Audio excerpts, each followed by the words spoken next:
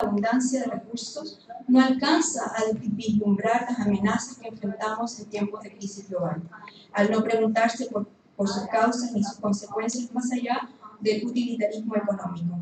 Así, el motivo pastoril está presente tanto en Bobú como en los dos textos híbridos de Amenuta.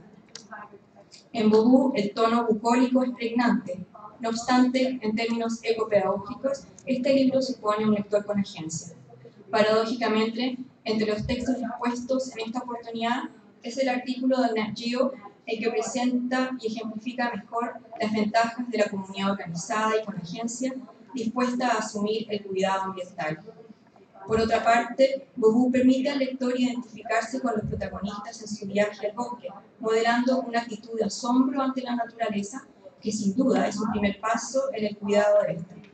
De igual forma, la curiosidad, el cuidado, el respeto y la atención con que estos niños entran al bosque, junto con la presentación visual y diseño gráfico de los mismos libros, donde desborda el verde y se utiliza la doble hoja para generar un paisaje que envuelve al lector, así como el juego de la sorpresa con cada vuelta de hoja, predisponen a un habitar en el bosque y permiten entrar en un ecosistema de lectura que surge entre el lector, el libro y el cuento.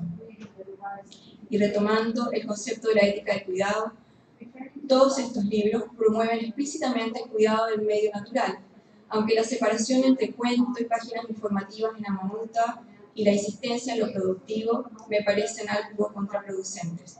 Incluso en el relato del, se me olvidó mostrar esa, del monito del monte, además aparece algo abusiva la manipulación del marsupial dormido con el afán científico de medirlo y examinarlo.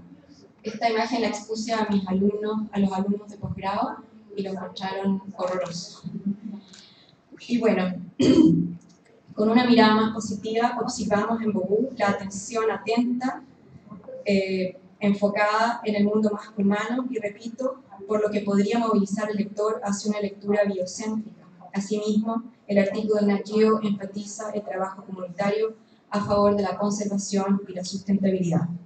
Me voy a saltar un párrafo, que les voy a presentar otro libro como un Deus Machina y termino. Que desde esta pequeña muestra, pareciera que con mayor o menor acierto, los libros ilustrados publicados en Chile en los últimos 15 años atienden al llamado de Nicanor Parra de fomentar el alfabetismo ecológico. Sea cual sea el caso, ficción, híbrido o informativo, virtual o de papel, los libros de doble codificación con vocación ecológica parece que están aquí para quedarse. Muchas gracias.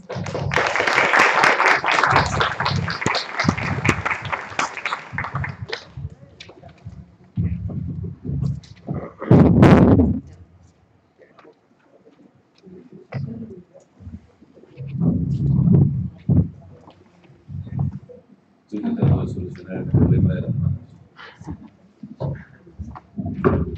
Espero que esté bien el sonido. Sí. El 5 de junio se celebra el Día Mundial del Medio Ambiente de las Naciones Unidas.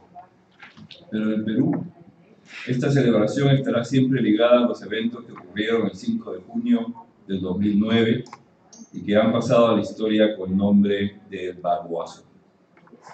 En la llamada Curva del Diablo, un sector de la carretera Fernando Belaúnde Terry, cerca de la ciudad de Bagua, en la región Amazonas, 369 efectivos de la Dirección de Operaciones Especiales de la Policía Nacional del Perú y efectivos del Ejército realizaron un operativo de desalojo de cientos de manifestantes indígenas y mestizos. Y lo provocaron aún a sabiendas de que los Awajún y los Huampis, que mantenían bloqueada la carretera desde hacía semanas, habían dejado saber que ese día regresarían a sus comunidades para impedir el ingreso de agentes del gobierno. Cuando el operativo terminó en la Curva del Diablo, habían muerto 23 policías y 10 manifestantes indígenas. La cuenta de heridos pasaba de 200 y la violencia se había extendido a las ciudades de Bagua y Jaén, entre otros puntos de tensión. Por ejemplo, ese mismo 5 de junio, en la estación 6 del oleoducto norperuano de Petroperú, otros indígenas Awajún, al enterarse de los ataques en la Curva del Diablo, mataron a 12 de los 38 policías que habían tomado como rehenes desde la última semana de abril. Policías y nativos tenían un pacto de no agresión, pero al recibir por la radio noticias del desalojo y de sus compañeros fallecidos, los indígenas consideraron roto el acuerdo y ejecutaron a los policías, quienes no habían sido advertidos por sus superiores del desalojo que se realizaría en la Curva del Diablo. Estos trágicos eventos del 5 de junio de 2009, que desbordaron el liderazgo de ambas partes, fueron la explosión de un año y medio de diálogos y negociaciones frustradas y de manifestaciones y paralizaciones en las calles y las carreteras entre el gobierno de Alan García y la AIDC, o la Asociación Interétnica de Desarrollo de la Selva Peruana. En lo esencial, la AIDC y otras organizaciones indígenas y campesinas reclamaban la derogación de 38 decretos legislativos que vulneraban los territorios de los pueblos indígenas amazónicos y de las comunidades campesinas de la costa y la sierra del Perú. La crisis de Bagua tuvo consecuencias mixtas. Por un lado, se desató una mayor represión de organizaciones indígenas, periodistas y de ONGs. Por otro lado, el 18 de junio, el Pleno del Congreso derogó los decretos ley 1090 y 1064, que eran los decretos ley que permitían la venta privada de tierras de agricultura y de bosques de propiedad comunal. Cumpliendo su acuerdo con el gobierno, la AIDC anunció el fin de las protestas. No obstante, 2 días después se abrió un proceso penal contra 61 personas por homicidio calificado, entre otros cargos, por lo ocurrido en la Curva del Diablo. Este proceso recién se resolvió el 22 de septiembre del 2016, cuando la Sala Penal de Bagua absolvió a los 53 procesados, 24 indígenas y 29 mestizos, de todos los cargos. Entre ellos se encontraba Alberto Pizango, el presidente aguajún de la AIDC. El 18 de diciembre de 2009 se estrenó mundialmente la película Avatar, de James Cameron, la película más taquillera de la historia del cine. Aunque parezca una frivolidad, ahora no puedo dejar de preguntarme por el impacto de la película, de la manera como los peruanos que la vieron habrían reconsiderado los eventos ocurridos en el Perú ese año que tanto polarizaron la opinión pública. O tal vez, más interesante aún, de qué manera la memoria fresca de esos mismos eventos habría influenciado en su valoración del film. Y entre todos esos peruanos, particularmente los indígenas que libraron esas luchas. Avatar, sin lugar a dudas, cuenta una historia de resistencia indígena al extractivismo capitalista, caracterizado por el engaño, el abuso y el desprecio por parte de la corporación RDA hacia el pueblo Na'vi en la luna de Pandora, en el sistema solar de Alpha Centauri. La RDA necesita entrar en el bosque del clan Omaticaya para explotar el mineral unobtainium, materia prima en gran demanda para un superconductor. Para ello, financia el llamado Proyecto Avatar. Un avatar es un cuerpo Na'vi creado por ingeniería genética al que se puede transportar la mente de un humano cuyo cuerpo permanece a la distancia. El objetivo de este proyecto es facilitar el estudio, la interacción e incluso el diálogo intercultural con los Na'vi, aunque la expectativa de la RDA es que esta investigación termine facilitando su aculturación. Al precipitarse la crisis militar entre los Na'vi y la corporación, los exobiólogos y los xenoantropólogos del proyecto Avatar terminan por descubrir que la integración de valores, creencias, biología y física no es meramente una cosmovisión de los Na'vi, sino que la biosfera de Pandora es en sí misma una red que trasciende la distinción entre sujetos humanos, o humanoides en este caso, y objetos no humanos.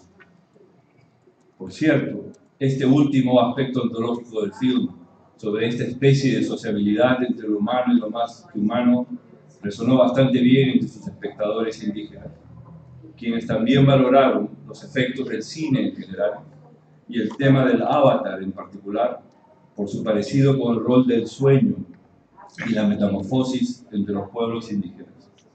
Ambos son portales que nos permitirían vivir fenomenológicamente, aunque suene contradictorio, los aspectos trascendentes pero invisibles a la realidad cotidiana. Pero a estos espectadores volveré más adelante. Para la audiencia en el Perú debe haber sido fácil asociar la política de desarrollo de su entonces presidente con los villanos de la película, especialmente por esas tristemente célebres declaraciones de Alan García en noviembre de 2007. En dos artículos titulados El perro del hortelano y Receta para acabar con el perro del hortelano, argumentaba cosas tales como, y cito a Alan García, y contra el petróleo han creado la figura del nativo selvático no conectado, es decir, desconocido pero presumible, por lo que millones de hectáreas no deben ser exploradas y el petróleo peruano debe quedarse bajo tierra mientras se paga en el mundo $90 por cada barril. Es razonable suponer, terminé la cita, continúo, es razonable suponer que el efecto Avatar habría reforzado y hasta multiplicado uno de los efectos de la protesta de los pueblos amazónicos del 2009, el permitir que el país, que vivía de espaldas a la Amazonía, comience a descubrirla otra vez y a preguntarse cómo piensan esas personas y cómo viven. Como en el resto del planeta, Avatar rompió todos los récords de audiencia conocidos hasta entonces en el Perú.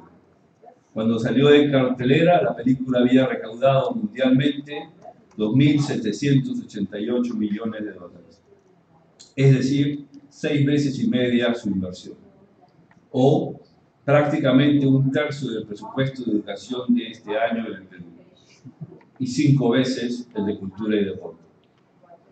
A propósito, el presupuesto de este año para el medio ambiente en el Perú es menos de la mitad del presupuesto de la película, que fue 430 millones de dólares. Mis estudiantes universitarios en Rutgers coinciden conmigo en que no fueron solo los avances en tecnología digital o el atractivo del colapso entre realidad virtual y vida lo que arrastró a las muchedumbres a la sala de cine.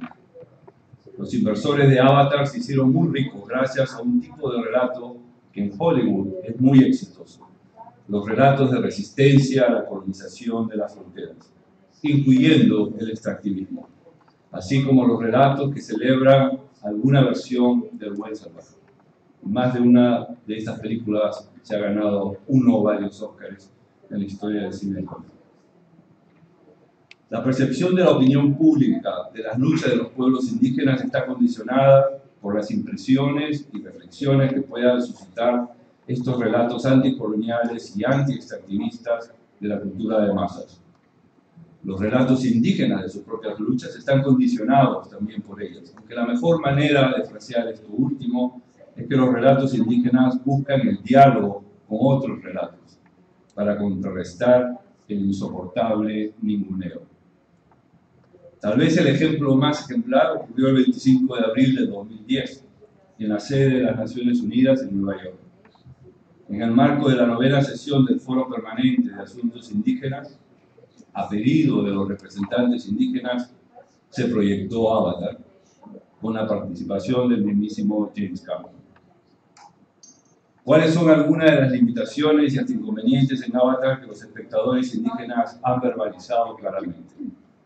Tal vez la más evidente e incluso irritante sea el hecho de que la salvación de los Na'vi ocurre gracias a un mesías blanco, Jake Sully, un ex infante de marina que después de incorporarse al programa Avatar, como se dice en inglés, Ghost Native, y termina siendo iniciado como un miembro más del clan. Sin embargo, después de descubrir su aparente complicidad con los planes de destruir a los Na'vi, el clan lo rechaza. Sully se redime al enfrentarse a la corporación y su ejército de mercenarios, pero especialmente al domar al gran Leonoteris, o Toruk, lo cual convierte a Sully en el 6º Toruk Makto que unifica a todos los Na'vi y la red de seres humanos y no humanos que es Pandora, y los lleva a la victoria. No es la primera vez que nos cruzamos con un personaje de este tipo en estos relatos de frontera. Es inevitable interpretar su presencia como una proyección de aquellas subjetividades que desde dentro del colonialismo y la modernidad también se resisten a ello. así como es de rigor tener que lamentar que sea una figura que le menoscaba indirectamente agencia y competencia a los líderes indígenas. En el año 2016, apenas unos meses antes de la conclusión del juicio contra los líderes indígenas por lo de la curva del diablo, los directores Heidi Brandenburg y Matthew Orcel estrenaron su documental El choque de dos mundos. Este film le sigue los pasos a Alberto Pizango, aquel presidente aguajún de la ANC. El film destaca su capacidad y experiencia para el liderazgo y la unidad, pero también revela los avatares, las vicisitudes, en este caso, a las que tiene que adaptarse con mayor o menor éxito. El choque de dos mundos hace más cosas interesantes al ser comparada con Avatar. Por ejemplo, continúa el relato más allá del momento de la victoria. Contra toda expectativa, el documental hurga en la melancolía y hasta el trauma que su participación en la violencia ocurrida ese infame 5 de junio ha dejado entre los líderes indígenas. Este difícil asunto está ligado a otra observación de los indígenas sobre el film Avatar. Para las indígenas, sobre todo, el tema del triunfo militar Na'vi sobre el capitalismo es, al final de cuentas, un fracaso. No ha habido diálogo, solo guerra. Y por lo tanto, no ha habido resolución del conflicto. Creo, para concluir con una hipótesis, que es la peor forma de concluir, que la importancia del diálogo y la legalidad de la consulta, me refiero a la consulta popular con los pueblos indígenas frente a una extracción minera, así como la complejidad de la organización y acción política de los pueblos amazónicos, y también esa ambigüedad y desazón con el baguazo, e incluso la presencia frecuente en los relatos desde la época del caucho, de líderes blancos reclutados por la selva misma, y hasta esa interculturalidad que quiere practicar el clan de los Omaticaya. Todo esto necesita de un comentario que las explique en el marco de cosmologías amazónicas. El antropólogo Fernando Santos Granero ha concluido de una serie de estudios sobre el tema que la riqueza pública de las comunidades indígenas es una suerte de vitalidad que aumenta gracias a la combinación de relaciones al interior y al exterior de la comunidad. Al interior son relaciones de convivencia, cooperación mutua y parentesco. Al exterior requiere tener acceso y control de recursos que se originan en múltiples otros mundos que también forman parte del cosmos, sin embargo. Por ejemplo, lo que en la Amazonía se llama los dueños o los espíritus de las plantas y los animales del bosque o del río.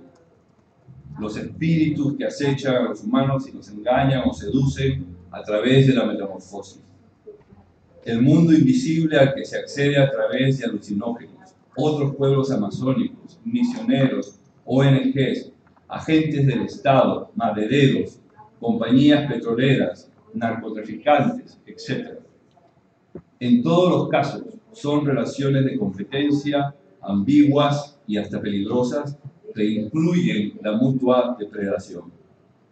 O peor aún, al estar en contacto con unos otros peligrosos por el beneficio de la comunidad, los líderes o intermediarios corren el riesgo de convertirse en ese otro con las actitudes y prácticas sociales que son contrarias a los modos de vida amazónicos. Me es imposible regresar a fines de 2009 y al primer semestre de 2010 y hacer esa investigación empírica del impacto de y el impacto sobre Avatar en el Perú del Baguazo. Incluso me hubiese gustado poder regresar y medirlo cuantitativamente. Lo que solo me queda hacer, en cambio, es constatar y entrelazar el argumento y el género de Avatar con los relatos del Baguazo en la prensa y en otras fuentes de Internet, con el relato de la prensa de los espectadores indígenas de Avatar, con el relato del Baguazo en El choque de dos mundos, con un relato académico sobre la noción de bienestar público en la Amazonía. No sé si esto me ha permitido ofrecer una versión alternativa de investigación empírica, pero sospecho que sí nos marca un camino para los relatos del futuro. Gracias.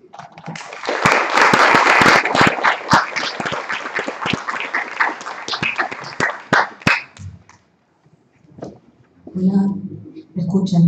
Gracias Jorge, gracias Patricia, George, Andrea. ¿Preguntas para el público? Para los panelistas. Sí. Gracias a todos los presentadores. La pregunta es un poco para George. Si estuviera el que escribió la presentación que leyó Patricia, sería un diálogo, pero un poco la pregunta es para todos, porque no sé si entendí bien, George, lo que dijiste en algún momento, pero creo que dijiste algo de lo que decía Papa sobre, o tu conclusión, que hay que enfocarnos más en prácticas que en pensamiento, ¿o no? La pregunta simplemente iba a ser porque la otra presentación terminó con la cuestión de cómo inventar formas de pensar de otra forma. Y entonces te quería preguntar un poco sobre la relación entre cambiar el pensamiento y cambiar las prácticas. Si podrías elaborar un poco. Sí, claro. Sí, es más o menos lo que estaba diciendo, pero yo diría que no es... o sea, es una énfasis un poco distinta. No estoy diciendo que el modo de pensar no tiene nada que ver. Claro, tiene mucho que ver. Especialmente dentro de la religión, tiene mucho que ver cómo una persona decide actuarse, comportarse. Pero el problema sería enfatizar demasiado el modo de pensar a costo del modo de vivir. Y además se dice, ¿no?, que la influencia de prácticas rituales y tal vez pueden ser, por ejemplo, dentro de una religión que está tratando de orientarse hacia el medio ambiente un poco más, pueden ser rituales ya existentes, prácticas ya existentes que no se han realizado como algo relevante al medio ambiente, pero han existido, ¿no? Y tal vez a través de la historia de una cultura se han hecho más latentes en la tradición y ya no se actualizan como prácticas éticas hacia el medio ambiente. Y la ética, el futuro de la ética, el libro que mencioné, Willis Jenkins insiste que el problema, por lo menos yo no sé, ha sido, por ejemplo, el impacto del Papa francés aquí en Uruguay, en otros países latinoamericanos, pero por lo menos donde yo vivo en los Estados Unidos, en el oeste, un lugar muy religioso, muy conservativo, el cambio climático se presenta como una idea y una cosmovisión relacionada con el lado izquierdo políticamente. Así que se ve como una cosmovisión oponente y que desafía la existencia en sí de la cristianidad como se entiende en esta cultura. Y por lo tanto la negación es casi total. Es muy fácil negar el problema porque el problema se presenta como un desafío directo al modo de pensar, ¿no? Pero si se conecta con valores y prácticas más elementales en la tradición, se ve que cambios son posibles. Y de repente la gente cambia su modo de pensar también. Empiezan a pensar más abiertamente en la ciencia, por ejemplo, y no tienen tanta resistencia.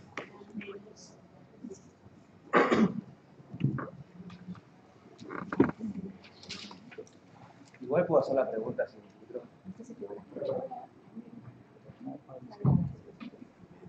Buenos días a todos. También es para George la pregunta. Y es que en un momento citaste a las palabras del Papa diciendo, voy a parafrasearte, si mal no recuerdo dijiste que el Papa no estaba de acuerdo en asumir una visión biocentrista porque esto generaría más problemas que soluciones. Entonces, sin pedirte que respondas por el Papa, te pregunto popularmente, ¿por qué crees, si bien creo que ya has respuesto a algo de eso en la introducción anterior, ¿por qué crees que esto sería así? ¿Por qué crees que, digamos, a este mundo conservador al cual acabas de hacer referencia, o a este mundo cristiano, ¿por qué crees que generaría más conflictos que soluciones poner arriba de la mesa considerar el biocentrismo? Bueno, su argumento es que el biocentrismo, según él, no genera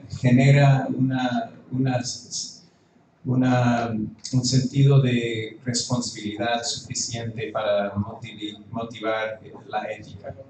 O sea, es un argumento interesante en que está diciendo si yo entro en un cosmos donde yo pertenezco a un mundo totalmente igual, no entiendo cómo me actúo como ser humano. Pero yo creo que esto es un problema desde su perspectiva cristiana y tiene validez dentro de esta creencia, pero tal vez según el mismo argumento que él está haciendo, está bien. Bueno, yo diría, por ejemplo, está bien si personas prefieren un cosmovisión biocéntrica, y si hay otras personas que prefieren una cosmovisión antropocéntrica. El asunto es establecer el terreno común entre los dos, o por lo menos la ética hacia el medio ambiente. Entonces, si es necesario arguir como él lo hace en su encíclico, que tiene una preferencia para algo más antropocéntrico, pero menos amenazante al medio ambiente, entonces estoy bien con esto. Pero yo no creo que que necesitamos concluir que... o sea, estoy tratando de no entrar en el debate entre cuál es la cosmovisión preferible. La realidad es que hay varias cosmovisiones múltiples, diversas en el mundo. Algunas son más biocéntricas, otras menos, y tienen que actualizarse cada uno como aliado en la causa del clima. Y yo creo que él es muy eficaz en hacerlo dentro de su tradición, a suavizar o ablandar las tendencias antropocéntricas amenazantes hacia el medio ambiente. Pero depende, él tiene que hacer un argumento en contra del biocentrismo según su lógica. No sé si me explico, pero estoy diciendo que no estoy tratando de arguir la superioridad de alguna cosmovisión sobre otra, sino la idea de que puede haber una forma de antropocentrismo que funcione bien con relación con el medio ambiente. Puede existir. Y si yo presento, por ejemplo, si estoy en debate con un estudiante cristiano y quiero convencerle que tiene la cosmovisión incorrecta y que hay una menos antropocéntrica preferible, no voy a poder vincular los dos cosmos, los dos mundos, y sería más eficaz tal vez apelar a los valores dentro de esa tradición que tal vez no se han entendido muy bien, y el antropocentrismo a través de la historia y por influencias exteriores a la religión y también dentro de ella se ha convertido en un problema grande. Pero yo creo que el Papa por lo menos ofrece una alternativa interesante. No sé si podemos hablar más. Creo que esta pregunta, volviendo a la pregunta anterior también sobre la práctica, creo que lo que está en juego también es la sensación. El Papa está interesado en un diálogo de saberes, como hace al principio, al abrir el día, también hablábamos sobre la necesidad de hacer ese diálogo de saberes. Y pareciera que estamos en un momento en donde la prioridad pareciera encontrar afinidades que no impidan el cambio de ciertas prácticas en dejar de lugar que el debate ideológico tenga un impacto en prácticas concretas que tienen que ser cambiadas. Y la invocación al diálogo está viniendo de todas partes, esta involucración al consenso, está en la poesía que Malcolm trabaja en su obra también. A mí me deja la sensación de que es un momento en donde lo que se está buscando es ese ecumenismo en función de dónde están las afinidades, porque además, como decía, dada la diversidad cultural y religiosa en el planeta, no habrá un solo discurso al cual todos tengan que alinearse para producir el cambio. Y veía también la otra afinidad, es la variedad de medios. Hace un momento estábamos hablando si los no humanos podían hablar o no hablar, cosa sobre la cual regresaremos en un rato, pero también nos damos cuenta que el arte está buscando otros medios que no solamente son el lenguaje simbólico, ¿no? Para poder decir, hasta los libros de los niños, no es la resolución de la trama, es más el espacio visual en la página, que es el reconocimiento de que las humanidades tienen que prestarle atención a otras formas de comunicar, que no solamente son las de un sujeto que habla en lenguaje simbólico. No sé si Andrea quieres... Respecto de la pregunta específica, me parece también que hay que tomar en cuenta que la carta del Papa, la Laudato Si, responde también a una iglesia católica que es muy diversa en sí misma, que va puede ir desde la teología de la liberación, aunque algunos no quieran que esté adentro, hasta el Opus Dei. Es un abanico enorme, y me parece que en la forma en que usa el lenguaje el Papa en esta carta va poniendo temas nuevos que en el fondo, y justamente nos invita a ver la riqueza y ver lados de formas de interpretar que no están presentes. Y también, cuando habla de la singularidad que destacaste, de la singularidad del ser humano, creo que está haciendo una movida estratégica inteligente para no hablar de la excepción humana, que sabemos todos los problemas que eso puede tener respecto del antropocentrismo, pero teológicamente me parece que no puede simplemente abogar por un biocentrismo, porque sería como ir ya en contra de la esencia de la religión católica, como la singularidad del ser humano.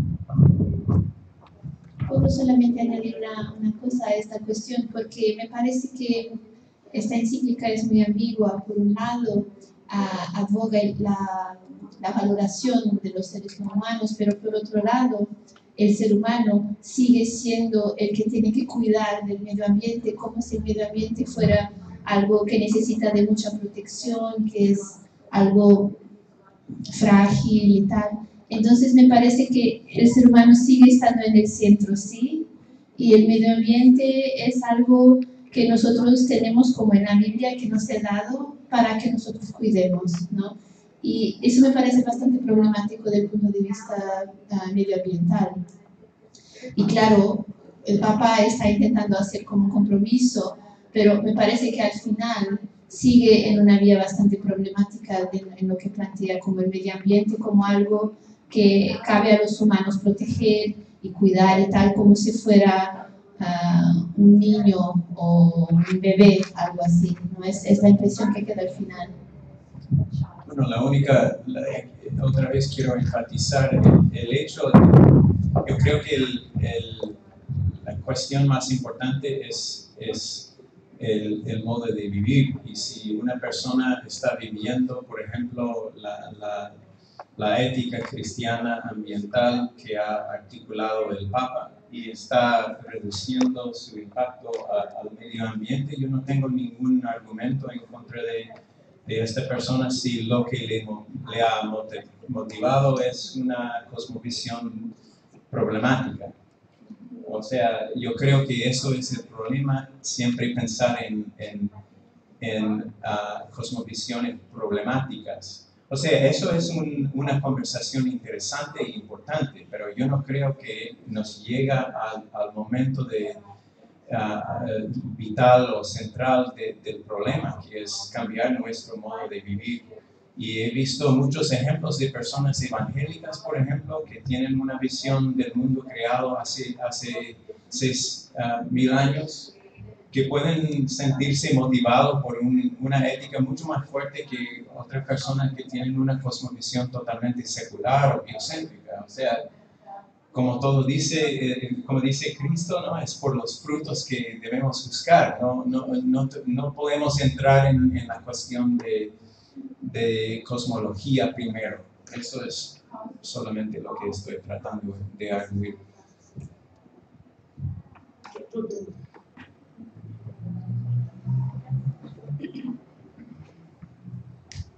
Esta es la última pregunta. No, pero no es una pregunta. Sí. A mí me parece que en Laudato Si, uno de los componentes más interesantes es las citas bibliográficas. No es un documento eclesial tradicional porque está repleto de citas a lo no eclesial, tanto del ámbito científico como incluso de algunos movimientos de base. Segundo, esto que dicen ustedes, de que si hubiera una postura biocéntrica estaría en oposición al magisterio convencional de la Iglesia, es discutible. Porque si ustedes ven las teologías basadas en San Francisco, cuando San Francisco decía el hermano lobo, en esa época en Europa era muy difícil ser más biocéntrico. Porque para nosotros ahora el hermano lobo suena algo aceptable, porque nadie tiene que salir al bosque a lidiar con un lobo que probablemente te atacaría de verdad. Entonces cuando él en aquella época decía hermano lobo, era una teología que se reconciliaba con el ambiente. Lo mismo cuando decía y le ordenaba a los frailes, ustedes tienen que dividir el huerto en cada convento en 2 secciones, una para su alimento y otra para las aves y los insectos. Fue el primer agroecólogo que hizo control biológico de plagas. También no podía ser más biocéntrico. Entonces hay una disputa en la Iglesia también en esos terrenos. Hay una disputa. Sí. Es más, colegas míos de Argentina acaban de estar con Francisco en Roma y lo que ellos revelaban en la audiencia que tenía con Francisco le decía, esto no es un mensaje ecologista, esto es social. Esa es la visión que él les transmitía. Y hay una disputa, incluso cuando tú mencionabas la teología de la liberación. Bueno, una de las cosas más llamativas de Leonardo Boff es su reversión de algunos componentes de la teología de la liberación en cuanto a lo ambiental. Porque este tema, por ejemplo, el énfasis que tú le das a lo global no es un tema menor. Porque las teologías, digamos, franciscanas, las teologías que hay un sincretismo con lo andino, son siempre teologías de un ambiente local. En cambio, las teologías que vienen del norte, sobre todo las influenciadas por las visiones protestantes, son siempre teologías, las ecoteologías son siempre del ambiente global. Y eso tiene una resonancia con debates en desarrollo ambiente actuales. Por ejemplo, cuando el gobierno de Evo Morales dice yo voy a defender los derechos de la madre tierra, los derechos de la madre tierra de Evo Morales son biosféricos, son planetarios. Al ser planetarios eso le permite violar a la madre tierra dentro de su país, porque su escala es que va a ser solo planetario el cambio. Y en paralelo, la base intelectual que apoya eso dice, solo habrá un cambio del capitalismo cuando sea un cambio planetario global. Entre tanto, nosotros tenemos que seguir creciendo económicamente, vamos a seguir destruyendo la madre tierra local, hasta que no cambie el capitalismo global. Entonces, en las teologías, esa tensión entre lo global y lo local es muy importante, pasa desapercibida y tiene connotaciones con debates de estrategias de desarrollo actuales muy potentes, donde hay mucha discusión.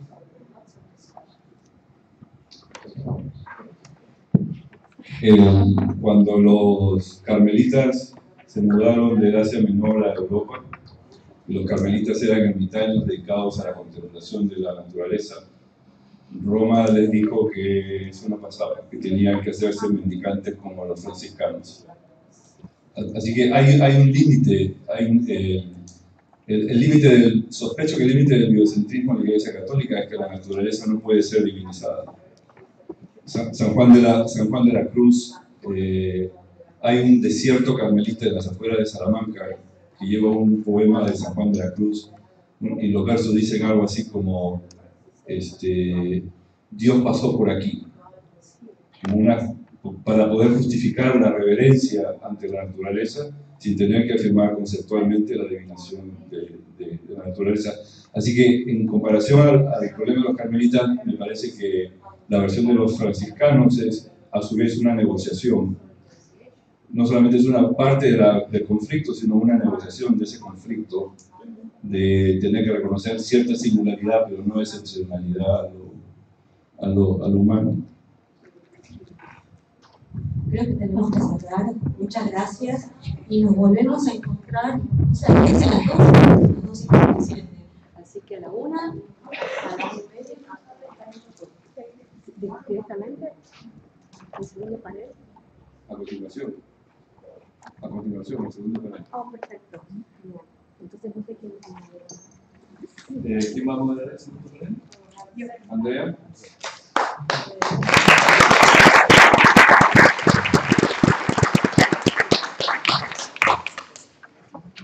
Empieza tú, continúas. Sí, pero me voy al baño.